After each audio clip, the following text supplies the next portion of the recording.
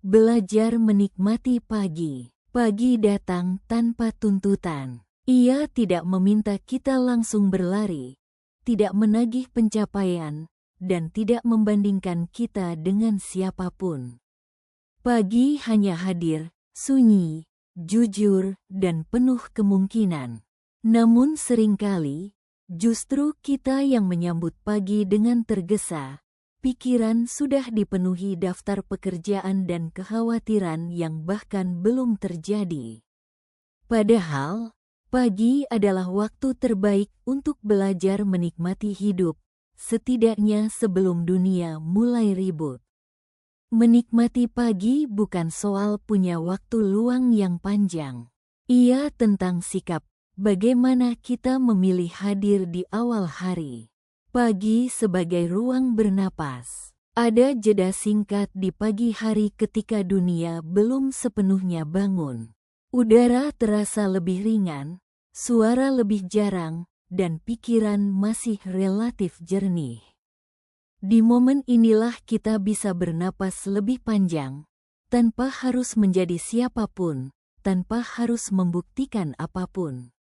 Beberapa menit ketenangan di pagi hari seringkali cukup untuk mengatur ulang emosi seharian. Tidak semua hal harus dimulai dengan cepat. Kita hidup di budaya serba cepat. Bangun terlambat sedikit saja terasa seperti kesalahan besar. Padahal, tidak semua hal perlu dimulai dengan kecepatan tinggi.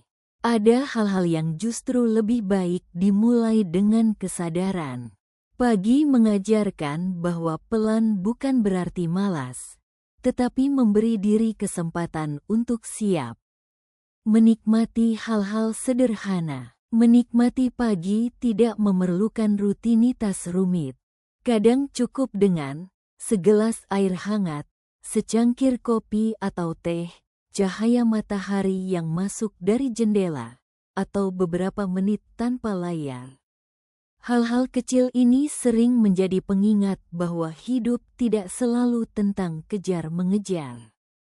Pagi menentukan nada sehari. Cara kita memulai pagi sering menentukan bagaimana kita merespons hari.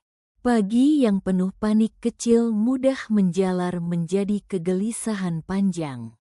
Sebaliknya, pagi yang tenang memberi ruang untuk sabar, fokus, dan jernih dalam mengambil keputusan. Menikmati pagi bukan kemewahan, melainkan investasi emosi. Belajar hadir sebelum menjalani. Menikmati pagi berarti memberi kesempatan pada diri sendiri untuk hadir sepenuhnya, merasakan tubuh, menyadari pikiran, dan menyapa hari dengan niat yang lebih sadar.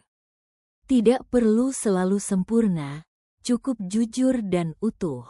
Di pagi hari, kita diingatkan bahwa hidup tidak harus dijalani dengan tergesa sejak menit pertama. Pagi sebagai hadiah kecil. Setiap pagi adalah hadiah kecil yang sering kita buka tanpa benar-benar melihat isinya. Belajar menikmati pagi bukan berarti hidup menjadi ringan tanpa masalah, tetapi membuat kita lebih siap menghadapinya. Karena ketika pagi dijalani dengan tenang, hari pun punya kesempatan untuk berjalan dengan lebih baik.